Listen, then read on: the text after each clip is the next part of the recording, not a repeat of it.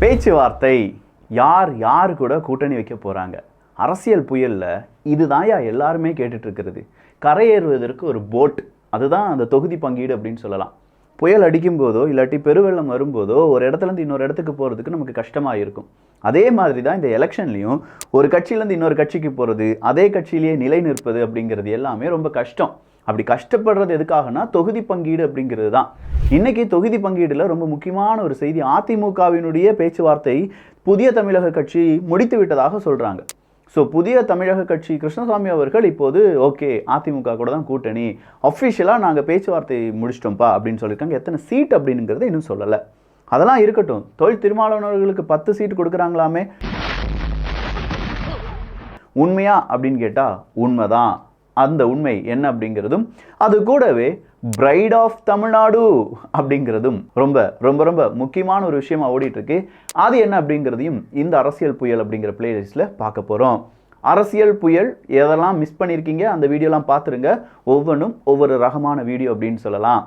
இது ஆழமான அரசியல் சதுரங்கம்.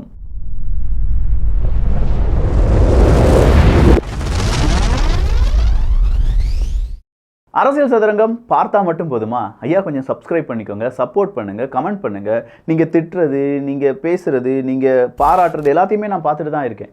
ஒரு வீடியோ போடும்போது நாம் தமிழர் கட்சிக்கு ஆதரவாக இருக்க, இன்னொரு வீடியோ போடும்போது பாஜகவுக்கு ஆதரவாக இருக்க, இன்னொரு வீடியோ போடும்போது திமுக ஏன் செய்கிற தப்ப சொல்லவே மாட்டேங்க. எல்லா வீடியோவும் எல்லா விதத்திலும் கவர் பண்ணிட்டு தான் இருக்கனே தவிர இதுக்குள்ளே தான் விக்கி இருப்பான், இதுக்குள்ளே விட்டு விக்கி போக மாட்டான் அப்படின்னு நீங்கள் நினைக்கிறது உங்களுடைய நினைப்பாக இருக்கலாம். பட் என்னை பொறுத்த வரைக்கும் ஒரு செம்மையான புரிதல் இந்த எலெக்ஷனில் நல்லபடியாக எவன் தப்பு செஞ்சாலும் சரி, யார் நல்லது செஞ்சாலும் சரி, அது உடனுக்குடன் தெரிவிக்க வேண்டும் அப்படிங்கிற ஒரே ஒரு புரிதல் மட்டும்தான் என்கிட்ட இருக்கு. இப்போ திருமாவளவன் அவர்களுக்கு 10 சீட்டா அப்படிங்கிற கேள்வி. எஸ் 10 சீட்டு, ஆனால் அது தமிழ்நாட்டில் கிடையாது என்பதும் இங்கே குறிப்பிடத்தக்கது. சரி, திமுக கூட நீங்கள் இன்னும் பேச்சுவார்த்தை செகண்ட் அந்த டைம் பேச்சுவார்த்தை நடத்தாமல் இருக்கீங்களே அப்படிங்கிற கேள்விக்கு திருமாவளவன் அவர்கள் பதில் சொல்லியிருக்காங்க. திமுகவா எப்போ கூப்பிடுறாங்களோ அப்போ நாங்கள் பேச்சுவார்த்தையில் ஈடுபட போகிறோம் அப்படிங்கிறது தான். அழைப்பு வந்தால் மறுபடியாக நாங்கள் சந்திப்பு வேண்டுகோள் வைத்திருக்கிறோம். வாய்ப்பு இருந்தால் முதல்வரை சந்தித்து பேச ஏற்பாடு செய்ய வேண்டும் என்று நாங்கள் ஒரு வேண்டுகோள் வைத்திருக்கிறோம். சூழலுக்கு ஏற்ப எங்களுடைய சந்திப்பு. ஸோ திமுக அவங்களுடைய டைம், அதுவும் முதலமைச்சர் மு க ஸ்டாலின் அவர்களுடைய டைமை கேட்டிருக்காரு தொல் திருமாவளவன் அவர்கள். அப்படி கேட்டு அது கிடைச்ச பிறகுதான் என்ன செய்வாங்க, அந்த ஒரு தொகுதி பங்கீட்டை பற்றி 2வது கட்ட பேச்சுவார்த்தை அப்படிங்கிறத நடத்துவாங்க. புள்ள பூச்சிக்கெல்லாம் கொடுக்கும் முளைக்கும்னு நான் என்ன கனவா கண்டேன். ஆனா அதுக்கு முன்னாடியே இன்னைக்கு ஒரு பிரஸ் மீட்டை கொடுக்கிறார் தொல் திருமாவளவன் அவர்கள். அதுல தெலுங்கானாவில் 10, கர்நாடகாவில் 6, கேரளாவில் 3 நாடாளுமன்ற தொகுதிகளில் போட்டியிட முடிவு செய்திருக்கிறது விசிக. இந்த 3 மாநிலங்களில் விசிக இந்திய கூட்டணியில் போட்டியிடவில்லை. ஆந்திராவில் இந்திய கூட்டணி கட்சியான காங்கிரசிடம் தொகுதி பேச்சுவார்த்தை நடத்தியிருப்பதாக தெரிவித்திருக்கிறார். விசிக தலைவர் திருமாவளவன் அவர்கள் ஒருவேளை ஆந்திராவில் கூட்டணியில் இடம் ஒதுக்கப்படாவிட்டால் தனித்து போட்டியிடுவோம் என்றும் அவர் தெரிவித்திருக்கிறார். புரியுதா?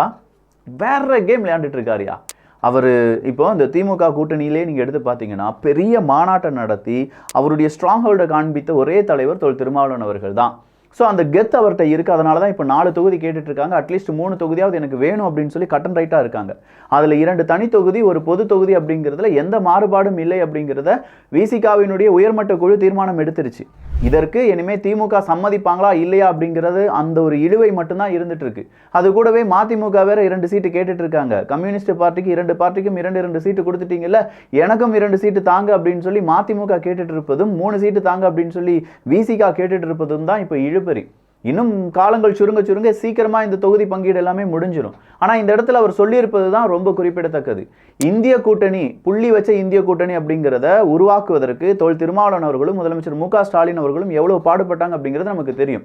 அது ஒவ்வொரு மாநிலத்துக்கு போறதா இருக்கட்டும், அதுல போய் பேசுறதா இருக்கட்டும், அதை பத்தி அப்டேட் கொடுக்கறதா இருக்கட்டும், தமிழக மக்களுக்கு புள்ளி வச்ச இந்திய கூட்டணியை அறிமுகம் செய்தது இந்த 2 தலைவர்கள் தான். ஒன்னு ஸ்டாலின் அவர்கள், இன்னொன்னு திருமாவளவன் அவர்கள். அப்ப அதே புள்ளி வச்ச இந்திய கூட்டணியில நான் இல்ல, சில மாநிலங்கள்ல நான் இல்லை அப்படிங்கிறாரு. விசிகா இந்தியா கூட்டணியில் போட்டியிடவில்லை 3 மாநிலங்கள்ல. எங்க? தெலுங்கானால, கர்நாடகால, கேரளால. இதில் எதுலேயுமே புள்ளி வச்ச இந்திய கூட்டணி கூட நான் போட்டியிடவில்லை, அவங்க கூட சேர்ந்து நான் போட்டியிடல, தனியாக தான் நிற்கிறேன் அப்படின்னு சொல்லியிருக்கார். அப்படின்னா ஒரு அண்டர்ஸ்டாண்டிங். இந்த அண்டர்ஸ்டாண்டிங் அப்படிங்கிறது ஒட்டுமொத்தமான அண்டர்ஸ்டாண்டிங் கிடையாது. தமிழ்நாட்டுக்கு ஒரு அண்டர்ஸ்டாண்டிங், அந்த மாநிலத்துக்கு ஒரு அண்டர்ஸ்டாண்டிங், இந்த மாநிலத்துக்கு ஒரு அண்டர்ஸ்டாண்டிங். ஏன்னா பொதுவாக தானே இந்த இந்திய கூட்டணி அப்படின்னு சொல்லி வைக்கிறீங்க. அப்போ எல்லா மாநிலங்கள் கூட நீங்கள் என்ன செஞ்சுருக்கணும், பொதுவான ஒரு அண்டர்ஸ்டாண்டிங்கில் இருக்கணும்ல அப்படின்னு கேட்டால், ஒவ்வொரு மாநிலத்துக்கும் தகுந்தது மாதிரி கூட்டணி மாறும், ஒவ்வொரு கூட்டணி மாறுறது மாதிரி கொள்கைகள் மாறும், ஒவ்வொரு கொள்கைகள் மாறும்போது நமக்கு சீட்டு கிடைக்கும் அப்படிங்கிறத இப்போ ஆந்திராவில் நடக்கக்கூடிய அந்த தேர்தலை அவர் சொல்லியிருக்கார். ஆந்திராவில் மட்டுமே நான் இப்போ காங்கிரஸ்கிட்ட கேட்டுட்ருக்கேன், சப்போஸ் அது நடக்கலைன்னா அங்கேயும் நாங்கள் தனியாக தான் போட்டியிட போகிறோமே தவிர இந்திய கூட்டணி கூட கிடையாது, புள்ளி வச்ச இந்திய கூட்டணி கூட கிடையாது அப்படிங்கிறதையும் இவர் இங்கே தெளிவாக சொல்லியிருக்கார். ஸோ புரிஞ்சா 10, 6, 3 அப்படின்னு சொன்னால் கூட அது தனியாகத்தான் இருக்கிறேன் என்று சொல்லியிருக்கிறார். இதுக்கு பிறகு அடுத்ததா வரக்கூடிய கேள்வி, திமுக கூட அடுத்ததா பேச்சுவார்த்தை ஈஸியா நடக்குமா இல்ல ரொம்ப டிலே ஆகுமா அப்படிங்கிற கேள்விக்கு இன்னும் பதில் தெரியாம தான் இருக்காங்க. ஏன்னா திமுகவினுடைய கூட்டணி பேச்சுவார்த்தை முடிந்தால் மட்டும்தான் அடுத்த கட்டமா யார் யாரை எங்கெங்க நிப்பாட்டுறது, அப்படி நிப்பாட்டும் போது பிரச்சார கூட்டத்தில், திமுகவினுடைய பிரச்சார கூட்டத்தில் யாரெல்லாம் பங்கு பெறுவார்கள் அப்படிங்கிறது எல்லாமே இனிமேல் டிசைன் பண்ணணும். ஸோ அதுக்கு முன்னாடி இவங்க இந்த கூட்டணி இல்லாட்டி தொகுதி பங்கீடு அப்படிங்கிறத முடிச்சிருவாங்களா அப்படிங்கிற ஒரு கேள்வி நம்ம முன்னாடி இருக்கு. அடுத்ததா ரொம்ப சலசலப்பை ஏற்படுத்திய ஒரு போஸ்டர் தான். அதில் முதல் போஸ்டர் என்ன அப்படின்னு பார்த்தீங்கன்னா, மோடி அவர்கள் அந்த நம்ம தூத்துக்குடி குலசேகரப்பட்டினத்துக்கு வந்தாங்கல்ல, அந்த டைமில் ராக்கெட்டுக்கு மேலே சீனாவினுடைய கொடி அப்படிங்கிறது வைக்கப்பட்டிருந்தது. அது ஒருவேளை எடிட்டிங் மிஸ்டேக்காக தான் இருக்கும் அப்படின்னு சொன்னால் கூட ஓகே, எடிட்டிங் மிஸ்டேக்குன்னு எல்லாரும் சொல்லிட்டாங்க. அனிதா ராதாகிருஷ்ணன் அவர்கள் சொல்லிட்டாங்க, கனிமொழி அவர்கள் சொல்லிட்டாங்க. ஆனாலுமே மறுபடியும் ஒரு எடிட்டிங் மிஸ்டேக்கை திமுக செஞ்சு அது ட்ரோல் மெட்டீரியலாக மாறி இருக்கு.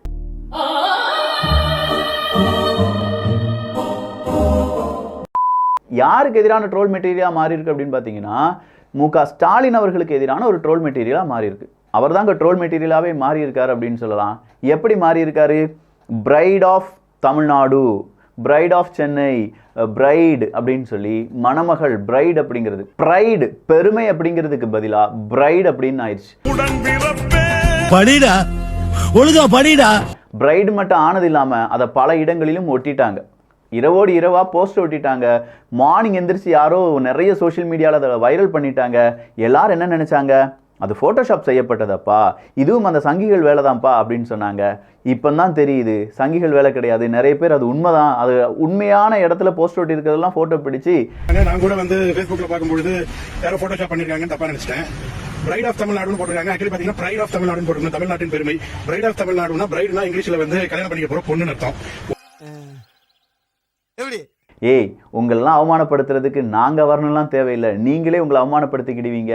அட்லீஸ்ட் போஸ்டர் அடிக்கும்போது ஒரு ஸ்பெல் செக் ஏதாவது பண்ணி பார்க்கலாம், இல்லை அந்த இடத்துல தவறுகள் இருக்காங்கிறது 1க்கு 2 முறை பார்த்து கொள்ளுங்கள் அப்படிங்கிறாங்க. இது நான் திமுகவுக்கு மட்டும் சொல்லலைங்க, ஒட்டு மொத்தமாக எல்லா அரசியல் கட்சிக்கும் சொல்லக்கூடிய ஒரு சின்ன விஷயம்தான். உங்கள் போஸ்டரை ஒரு மாணவன் பார்க்கும்போதோ, ஒரு சின்ன இளைஞன் பார்க்கும்போதோ, இல்லாட்டி வேறு யாராவது முக்கியமான நபர்கள் பார்க்கும்போதோ அதில் இருக்கக்கூடிய மிஸ்டேக்ஸ் உங்களுடைய கட்சியினுடைய ஒட்டுமொத்தமான நன்மதிப்பை கெடுத்துவிடும்.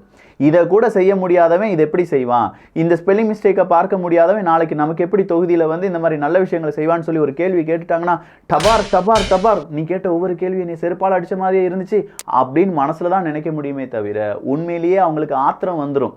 அதனால தான் சொல்கிறேன், spelling mistake is not a small mistake. அது உங்களுடைய பார்ட்டி, நீங்கள் உங்களுடைய பார்ட்டி அப்படிங்கிறத மிகப்பெரிய அளவில் பாதிக்கும். ஸோ கொஞ்சமாக ஸ்பெல் மிஸ்டேக் இல்லாமல் செய்யலாம். அடுத்ததாக இருக்கக்கூடிய இன்னொரு செய்தி என்ன அப்படின்னு கேட்டிங்கன்னா, ஜாபர் சாதிக் அப்படிங்கிறவர் தான்.